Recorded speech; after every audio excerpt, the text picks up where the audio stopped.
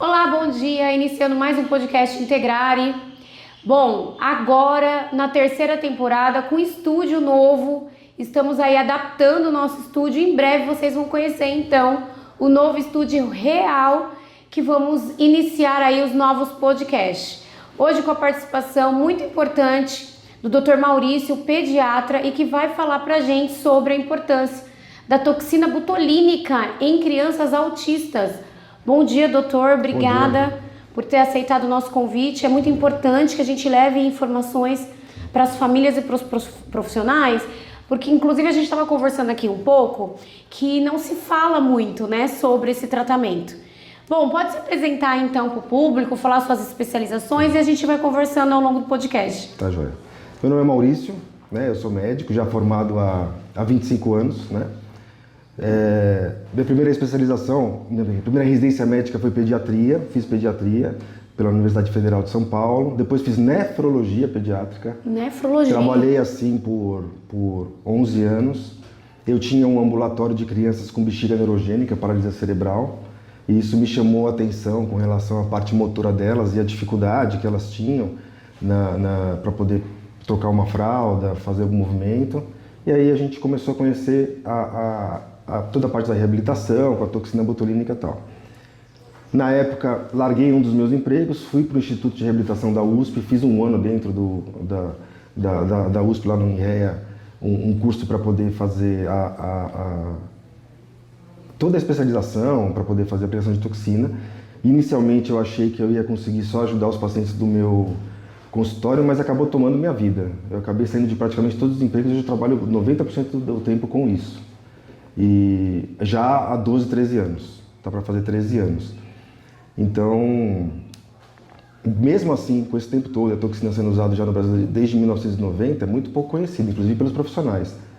Eu, por exemplo, nem tive quase a formação na faculdade disso, eu fui descobrir isso depois de formado, depois de 10 anos de formado, você imagina. Nossa! Se um médico tem, às vezes, essa dificuldade do acesso à informação, que eu me formei lá atrás, em 2000. Sim. Né? Então, hoje em dia a gente trabalha, inclusive, para conscientizar e para explicar para os pacientes aonde entra a toxina botulínica, porque existe sempre aquela coisa, a toxina botulínica, o botox vai usar só para estética, mas não é isso, né?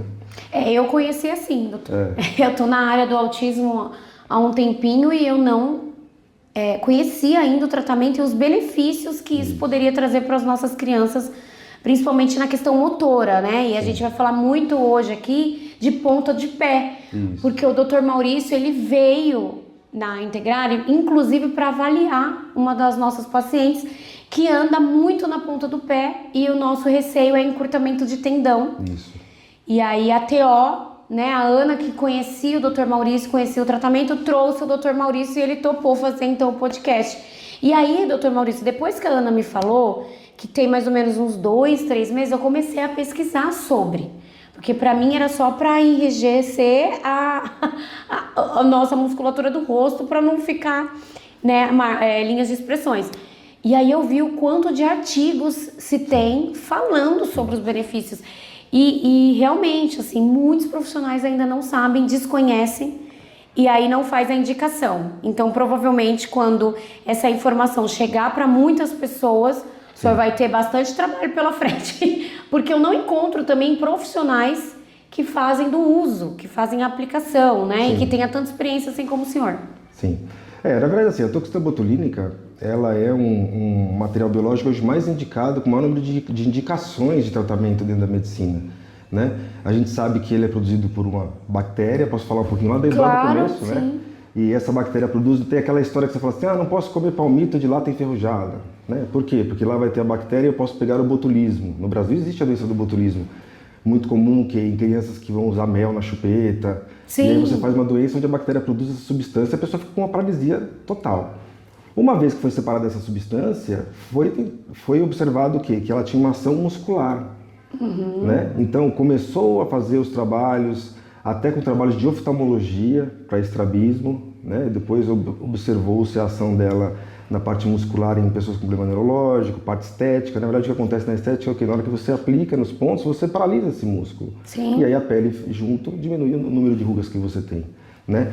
Então a toxina botulínica começou a ser usada para isso. Ela entrou no Brasil mais ou menos na década de 90 já. Já tem um tempão, né? Tanto que na tabela nacional da Agência Nacional de Saúde, da ANS, os convênios têm a liberação e a obrigação de fazer cobertura de tratamento para CIDs de problemas neurológicos como AVC, trauma craniano, trauma crânioencefálico, seja por arma de fogo, acidente de carro, etc. E crianças com paralisia cerebral. Isso já é coberto? Já então, é coberto. E como ela age, assim, né?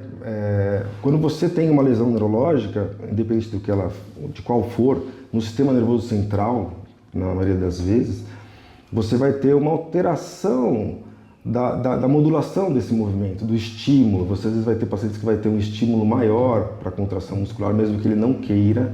Muitos pacientes perdem aquela questão do arco reflexo, fica só um reflexo da medula, o músculo estimula a medula, para de você ter a liberação neurológica e você vai ter o quê? Uma contração em excesso, de maneira que você pode fazer um movimento por uma parte muito grande do dia e com o tempo esse movimento vai levando a contratura muscular, a manter padrões de deformidade, encurtamento de tendões e aí você começa a ter vários tipos de problema. A toxina botulínica ela entra justamente aí, nos pacientes que têm... E tudo isso tem um nome que chama-se espasticidade, né? Os pacientes que têm a espasticidade, o padrão hoje, ouro de tratamento é a toxina botulínica. Mas a toxina botulínica não pode ser feita sozinha, né? Que é o que a gente estava conversando. Esse paciente tem que estar numa equipe multidisciplinar, né? O padrão ouro de tratamento para esse tipo de quadro é você fazer a toxina botulínica no músculo afetado, para diminuir esse padrão de contração o tempo inteiro, espasticidade. Isso vai fazer um relaxamento, esse paciente vai aceitar melhor a fisioterapia, vai ter um ganho melhor na cinesioterapia, terapia ocupacional, entre outras coisas, porque a toxina ela vai relaxar o músculo, mas ela não vai esticar o tendão de novo. Sim.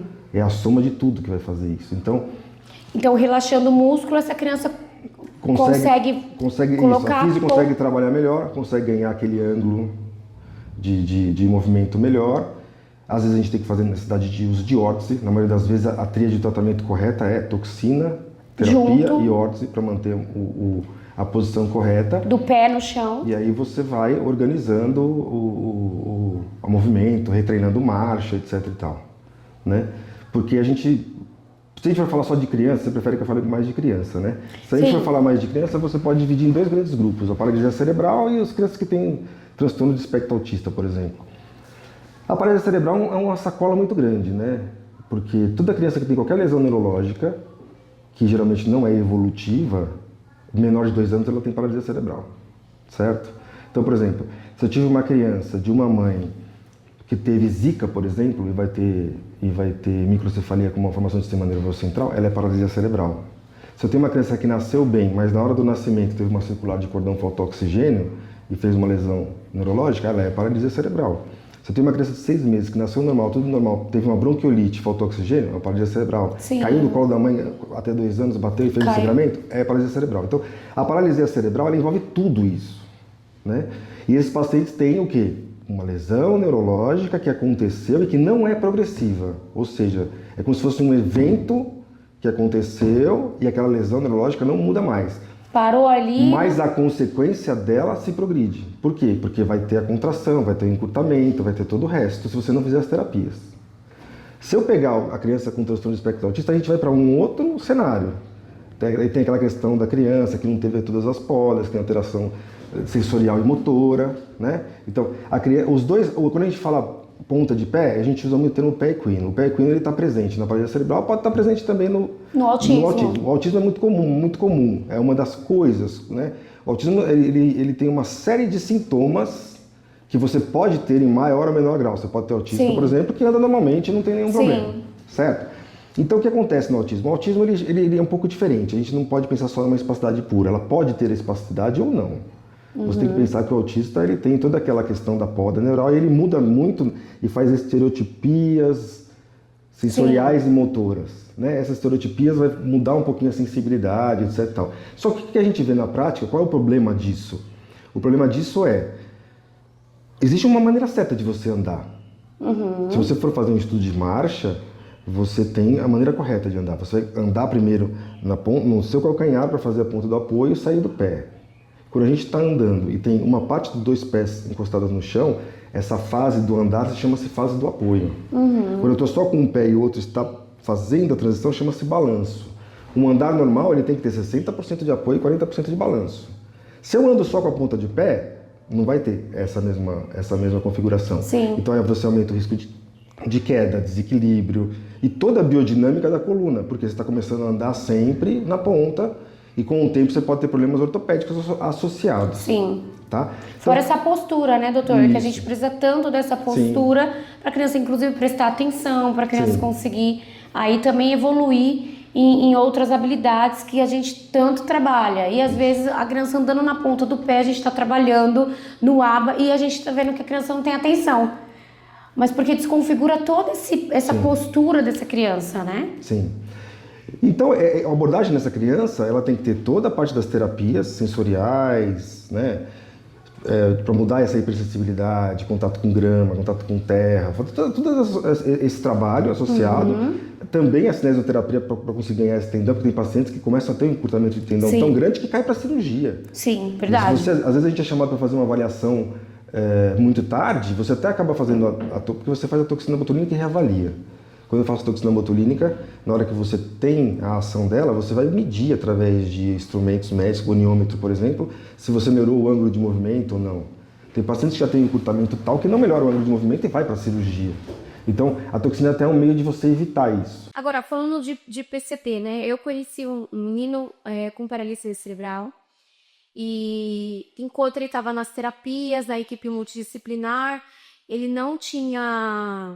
Ele acabou atrofiando, né, perninha e tudo, braço, então perdeu o movimento. E aí eu percebi que ele começou a babar, coisa que ele não fazia antes. Isso é uma das consequências da paralisia cerebral se não está inserido numa equipe multi, que é a consequência, né? O senhor falou que ela para ali a lesão, mas aí tem a progressão. Na verdade, assim, quando a gente fala assim, eu tenho um problema neurológico e depende da área afetada, né? É a mesma coisa que um adulto, por exemplo, que vai usar toxina botulínica e teve um AVC. Aquela área é a área específica. Eu tenho, às vezes, adultos que vão com a gente fazer a aplicação, que praticamente não tem nada muscular, mas tem uma célula muito importante. Sim. Né? Então, você pode ter inserido nesse quadro outros problemas neurológicos associados. A questão é, se você mantém esse estímulo anormal, porque a gente tem que pensar o quê? Nesses pacientes neurológicos você pode ter o estímulo anormal de contração excessiva e não contração. Então, às vezes, no mesmo paciente, por exemplo, uma criança PC, você vai encontrar músculos que ela mexe normal, músculos que ela tem grau de força diminuído e músculos que estão contraídos 100% do tempo. A toxina ele é para os músculos que têm contração 100% do tempo. A questão é, a toxina botulínica hoje ela é utilizada para um monte de coisa. E muitas coisas foram descobertas conforme o tratamento. Então, na estética, por exemplo, a pessoa vai lá, nem é estética, né? O suor excessivo é um problema de saúde, Sim. a hiperidrose é um problema de saúde, né? Então, por exemplo, toxina diminui suor, aquelas pessoas que têm aquela axila que faz aquela coisa constrangedora, Isso eu já ouvi, etc. que o pessoal Sim, faz. funciona. Porque a gente sabe que as glândulas que vão excretar, assim como a saliva vai ser mandada para fora, né? Existe uma capinha muscular ali que faz isso. É como se fosse um bloqueio. E na hora que você faz a toxina botulínica, aí é bom seria a gente explicar um pouquinho como age a toxina botulínica, né? Sim. Então, por exemplo, se eu tiver, vamos supor que eu tenho uma criança que teve uma paralisia cerebral e teve uma lesão neurológica gigantesca porque teve uma hidrocefalia e o cérebro dela ficou lá com uma lesão muito grande. Vai ter uma contração muito grande do músculo? Vai. Ou seja, vai ter um estímulo por todo, sai lá do sistema nervoso central, passa pela medula, vai para o nervo periférico e vai chegar no músculo através da sinapse. Essa sinapse vai dar a informação para uma substância chamada acetilcolina se ligar num receptor e esse receptor vai ativar a contração muscular, para a liberação de cálcio, etc. e tal. A toxina botulínica ela é uma chave falsa que se liga nesse mesmo receptor. Então, quando a gente faz a aplicação naquele lugar, você fazendo menos dose ou mais dose, você vai conseguir cobrir menos receptores ou mais receptores, dependendo do que você quer ter de resultado. Na hora que existe essa ligação, essa toxina vai começar a fazer seu efeito em 15 dias. Em 15 dias começa a ter a sua ação. Ela faz o seu pico de ação em 30 dias. Esse pico de ação fica até 3 meses, 3 meses e meio, 4, e começa a cair essa ação. Certo? Então, tudo que você faz com toxina botulínica vai ter um ganho muito grande nesses primeiros 3, 4 meses, depois esse ganho Vai cai. diminuindo. Ah, então quer dizer que eu vou aplicar para sempre? Então eu faço melhor 2, 3 meses, daqui 3 meses faço de novo e vou ter que fazer isso a vida inteira? Não. Se você tiver uma reabilitação. Por isso a importância da equipe multi. Porque a reabilitação está lá para quê? Para conseguir ganhar um pouquinho mais desse tendão de novo, conseguir ganhar de novo essa... Porque nesse tempo de 3 meses a gente corre... É isso. E aí, existe uma recuperação desses receptores que foram ocupados pela toxina botulínica. O organismo costuma fazer o quê? Novos receptores, porque esses receptores também não duram a vida inteira. Eles vão, como tudo no nosso corpo, ele é produzido, a célula tem sua ação e depois ela morre, é feita outra célula, etc. Sim. Tem pessoas que rebrotam esses receptores mais rápido, e aí realmente quando dá 3 meses cai completamente a ação e você pode refazer, e tem pessoas que demoram um pouco mais, e acabam tendo uma ação um pouco maior. É muito comum, por exemplo, a mulher fazer estética e falar assim, nossa, agora a minha colega foi no médico, é melhor do que eu fui, porque quando eu fui lá, ela fez e durou 6 meses, Sim. 8 meses, porque existe uma variação também da resposta da pessoa. Em tudo na medicina tem uma variação da resposta da pessoa. Agora, a única questão é, existe muita pergunta dos terapeutas se com o tempo, usando toxina, diminui o efeito, ela para de fazer ação. Essa é uma pergunta muito comum, né? Existe um único motivo para isso acontecer, que é você aplicar com menos de 3 meses. Os 3 meses tem que ser respeitado. Por quê? Porque senão você, como ele é um produto biológico, o seu organismo vai tentar fazer um anticorpo contra ele. Se você fizer uma aplicação com menos de 3 meses, você induz o efeito vacina, faz o anticorpo para de funcionar. E aí realmente ele para de funcionar. Sim. Fora porque isso, o corpo consegue combater. Fora isso, respeitando esse prazo e fazendo tratamento direitinho e tal, não existe essa possibilidade de diminuir essa ação. Né? Tá. Porque a ação vai ser, você usando a toxina, você vai ter sempre a ação da toxina. É lógico que não significa que o paciente vai aplicar uma vez e vai para sempre aplicar. Tem pacientes que entram nessa condição? Até tem. Tem pacientes que têm lesões neurológicas gravíssimas, que ficam tetraplégicos e que tem uma série de músculos, que até o peso não dá para aplicar tudo, que você tem que aplicar E que a cada 3 precisa meses. disso, sim. Precisa, mas aí por questões de dor, troca de roupa, porque você vai dividir essas crianças em graus, né? Sim. Você tem graus, da mesma maneira que você pega uma escala de função motora grossa que a gente usa, que vai de 1 a 5, eu tenho um paciente que tem menos alteração que a 1, eu vou deixar esse paciente praticamente normal para andar, fazer as coisas dele na escola, etc. Tal. O 5, que é muito alterado, a gente vai às vezes fazer para poder trocar uma fralda, fazer uma higiene, diminuir dor, ou seja, os objetivos são diferentes conforme cada pessoa. Agora voltando para o TEA, né, que é a criança que tem o transtorno, a alteração mais evidente é o pé equino, tá? Então a primeira coisa, ela precisa ser avaliada. Segundo, ver se não tem nenhum outro componente neurológico associado, porque às vezes tem. Às vezes não é só um TEA, tem mais alguma coisa. Tem crianças às vezes que foram prematuras, tem crianças às vezes que no parto tiveram alguma complicação, opção de oxigênio. Falta de oxigênio. E pode ter outras coisas associadas, certo? E aí você tem que trabalhar a parte motora junto com a fisioterapia e a parte neurosensorial, que é importante. E se precisar, até o ortopedista fazer uma cirurgia. Isso nunca é descartado. Existe sempre essa possibilidade também do tratamento, né? Nossa, é muita coisa, né, doutora? É muita coisa para os profissionais aí irem atrás mesmo, porque a gente só consegue indicar quando a gente conhece. Sim. Né? A gente está organizando um congresso que é o Neurointegra 2026 e eu acho super importante a gente abordar esse tema também num congresso onde a gente vai abordar diversos temas dentro do desenvolvimento infantil focado em atipicidade. E o público-alvo, pais, médicos e professores. É um público que eu acho que precisa se atentar a novos tratamentos, vamos colocar assim, da toxina botulínica, embora tenha anos, mas que a gente conhece não, né? Então, a gente precisa se atentar a esses tratamentos novos para que a gente consiga alcançar e ajudar mais famílias e crianças, né? Sim. A gente teve um caso aqui na clínica, inclusive, de Salohé, é esse que baba, né? 12 anos, 13 anos ele tinha. Sempre fez tratamento desde os 2 aninhos e meio. Isso, tratamento para o TEA, em equipe multidisciplinar de convênio. E a mãe disse que nunca falaram para ela sobre a toxina botulínica. Sim, é muito comum. Né? Então, assim, um menino de 13 anos. E que hoje já gera muitas consequências na vida dele, bullying na escola, ele se isolar, ele não querer falar, e é triste isso, né? Porque aí a gente tem um outro problema, porque aí começa a parte emocional dessa criança. Sim, tudo que você quer melhorar nele, que é a parte social, Exato. Acaba... Vai ter um bloqueio aí, né? E aí muitas vezes a gente fala, não, mas é porque ele tem TEA, ele não socializa porque ele tem TEA. Não, muitas vezes não é pelo autismo. Sim. Né? Muitas vezes é pelo que vem por conta desse autismo, né? Essas comorbidades. Não é exatamente pelo autismo, né? O autismo traz, sim, um prejuízo na socialização, mas trabalhando desde os 2 aninhos, com 13, a gente espera que não tenha mais esses prejuízos. Sim. Claro, se a gente não tiver uma salorreia sem tratamento, né? Porque aí é uma equipe multidisciplinar que não tem um pediatra especializado em toxina botulínica, como que a gente faz? E a gente não indica, porque a gente não conhece o tratamento. Então é muito importante, fica aí meu convite para o senhor já pensar em participar de congresso. O senhor já participou? Já foi palestrante? A gente já deu aula em faculdade de fisioterapia. É muito a gente importante. faz encontros com profissionais. Porque no curso, doutor, de físio, não tem a matéria? Então, os que eu fui chamado para fazer essa aula foi porque eu conheci algum profissional que trabalhava lá, e aí ele ofereceu essa possibilidade para o pessoal da universidade, e a gente fez a aula, né? É porque eu não vejo aula não. Né, na grade, vamos colocar, na grade do MEC, ter a aula, eu não vejo isso, é bem difícil. E é importante, porque quem está em contato muito forte no dia a dia são vocês, então se tem alguém que pode indicar esse tratamento com mais agilidade, são vocês, né? Sim, Né? Então, essa avaliação é importante, né? E a gente só consegue avaliação se chegar até o senhor. sim. E o senhor está pertinho, né? O senhor atende em Osasco.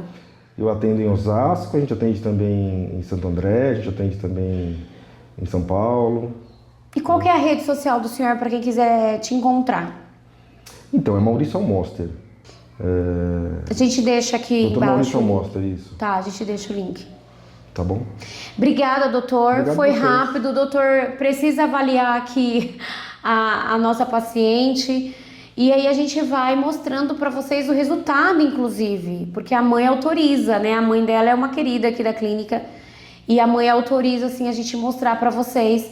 E o doutor Maurício já está convidado para voltar outras vezes. Combinado. Todas as vezes, então, que ele vier avaliar alguma criança na clínica, a gente faz um vídeo rapidinho com o doutor para que a gente leve mais informações para vocês. Obrigada, doutor. Obrigado a vocês. Até mais, gente. Tchau.